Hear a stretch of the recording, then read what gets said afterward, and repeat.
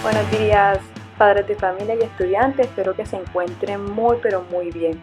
Bueno, seguimos avanzando en este proceso que es formativo e integral y que es desde la virtualidad. Les mando un abrazo enorme a cada uno de ustedes y espero que se disfruten mucho la clase de sociales.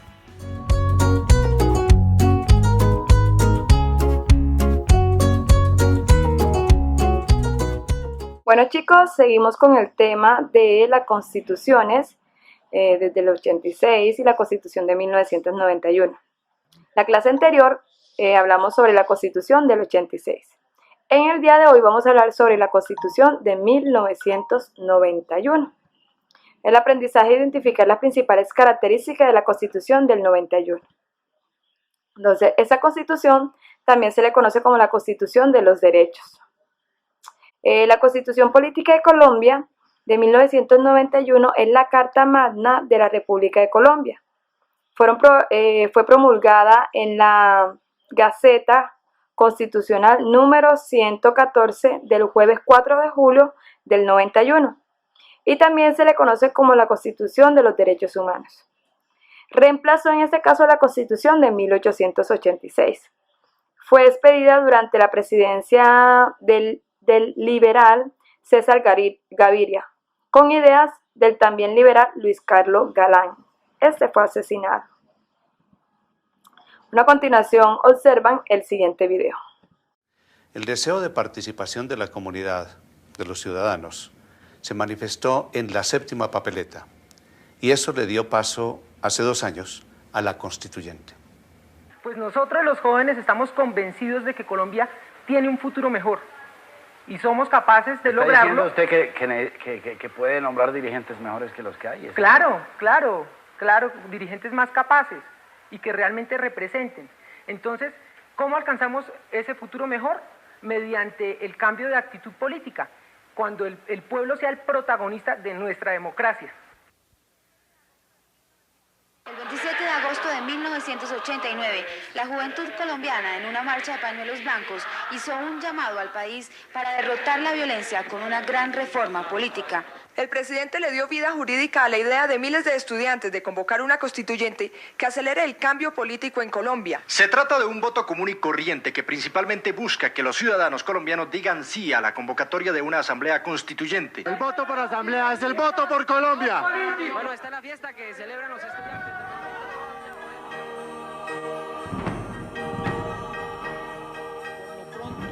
Lo que sí ha quedado bien claro es que bajo la nueva Constitución no hay ningún espacio para la violencia política, como tampoco lo hay para otras formas reprochables de autoritarismo, de intolerancia, de privilegio, de atropello.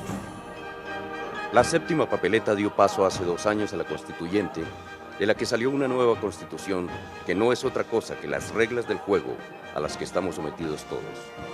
Todos. Porque la constituyente estuvo conformada por las distintas fuerzas que mueven este país y por lo tanto la nueva constitución se escribió en acuerdo con todas ellas.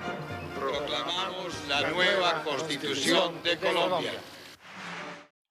En 1988, una fallida reforma política que pretendía extender la participación ciudadana y evitar la corrupción administrativa dio lugar a un movimiento estudiantil y político que propuso la convocatoria a una Asamblea Nacional Constituyente para las elecciones de 1990.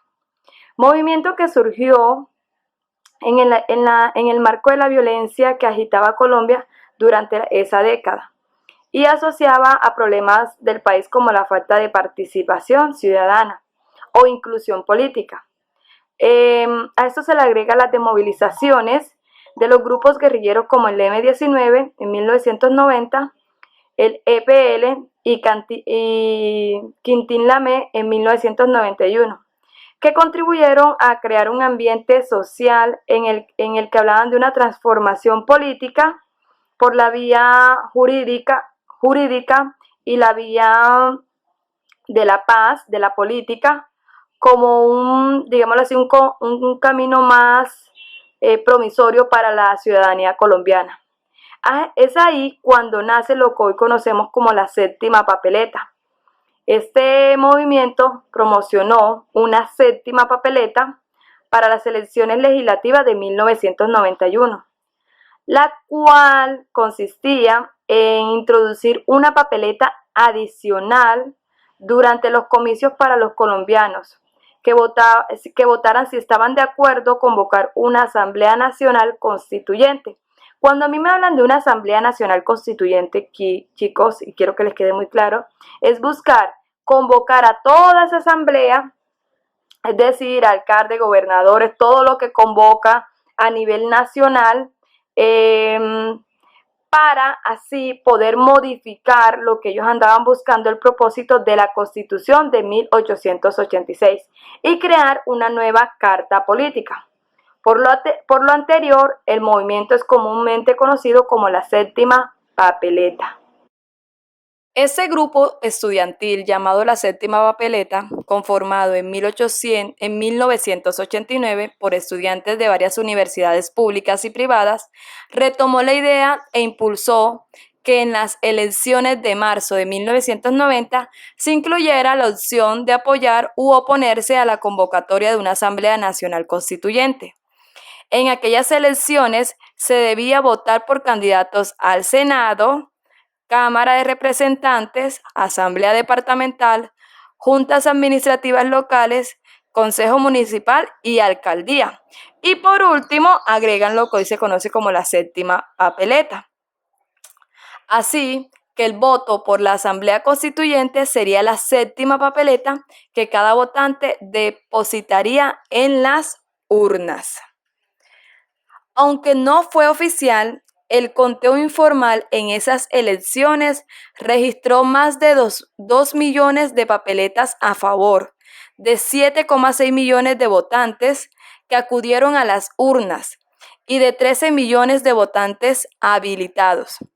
Ante la importancia de los resultados, la Corte Suprema avaló una consulta formal en las siguientes elecciones presidenciales del 27 de mayo de 1990. En esa consulta, el 86% de los votantes se pronunció a favor. Imagínense, chicos. Y el 9 de diciembre de 1990, mediante unas elecciones convocadas por el recién posesionado presidente César Gaviria, fueron elegidos los 70 miembros de la Asamblea Constituyente.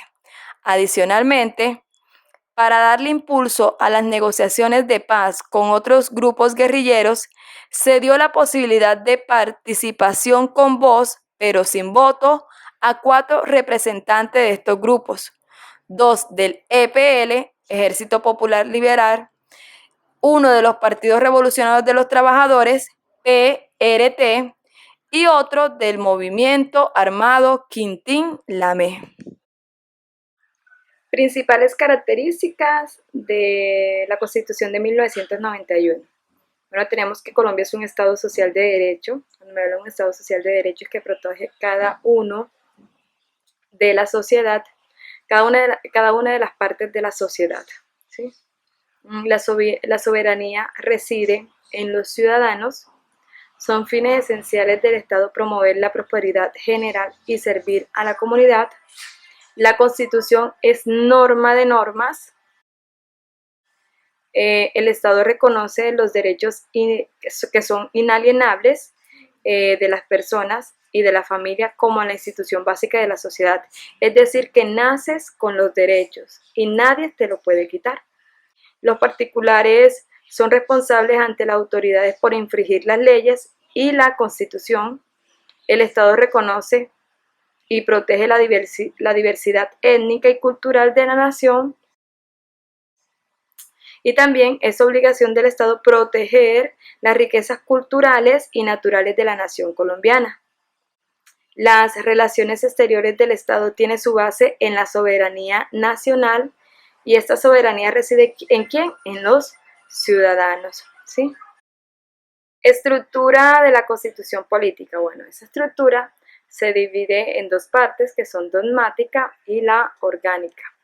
En la dogmática habla sobre los valores constitucionales y los principios fundamentales, también los derechos y las garantías, como la tutela. Orgánica habla de la estructura de las ramas del poder público y las competencias y las formas de integración. Ejemplo, en la orgánica vemos las ramas ejecutiva, legislativa, judicial, mientras que en la dogmática hablamos sobre los derechos fundamentales de cada una de las personas que se consagran en la Constitución colombiana. Los derechos constitucionales se establecen entre grupos de derechos constitucionales en Colombia y por lo general es a nivel mundial, como son los derechos fundamentales, que son los derechos propios del ser humano en razón de su dignidad. Por ejemplo, el derecho a la vida, a la igualdad, a la integridad, a la libertad, la justicia, la paz, ¿sí? Los derechos colectivos y del medio ambiente están relacionados a garantizar el bienestar de la comunidad y el disfrute del espacio que habitan. Son ejemplo de ello el disfrutar un medio ambiente sano. Y los derechos sociales, económicos y culturales, encontramos que son los derechos que aseguran las condiciones necesarias para llevar una vida digna, como son los derechos a la educación, a la salud, a la seguridad social, al trabajo, al beneficio de la cultura, a la alimentación. Hubo unos cambios que se introdujeron pues a la nueva Constitución, a la Carta Magna, como fue que se definió que Colombia es un Estado social de derecho y se crearon mecanismos para aplicarlo, como es la acción de tutela, la acción popular. Entonces, Estado social de derecho es que protege por completo nuestros derechos. Se buscó consolidar la descentralización por medio de la votación popular de gobernadores y la participación de los territorios al presupuesto nacional. ¿Sí? Entonces, esta descentralización vemos que ya no era el presidente quien escogía a los gobernadores de cada entidad territorial, sino que éramos nosotros o somos nosotros los que podemos escoger a nuestro gobernador, a nuestros alcaldes. Se da un reconocimiento de la multiculturalidad. Ya Colombia, durante esta Constitución del 91, le da una participación a toda esta multiculturalidad que existe en Colombia, como son los indígenas, los afro, los raizales, toda esta serie de hibridaciones culturales. Y se le da un tratamiento especial y de mayoría de edad a los indígenas. Bueno, también tenemos una apertura al sistema democrático. Se puso fin definitivo al bipartidismo. En ese caso solamente existían dos partidos, el liberal y el conservador. Luego de la Constitución del 91 se pudo ampliar este espectro. Entonces ya vemos que hay varios partidos políticos. Ya no solamente éramos una democracia representativa, sino también una democracia participativa. Se establecieron mecanismos de democracia participativa como el plebiscito, el cabildo abierto, la consulta popular, la iniciativa popular. Son conceptos que permiten que el ciudadano, es decir, nosotros, participemos activamente en la política. Por lo menos un ejemplo de ello fue el plebiscito por la paz, y nosotros podíamos escoger si estábamos de acuerdo o no estábamos de acuerdo. También cuando se habla de una consulta popular, para tomar ciertas decisiones nos tienen que consultar a nosotros.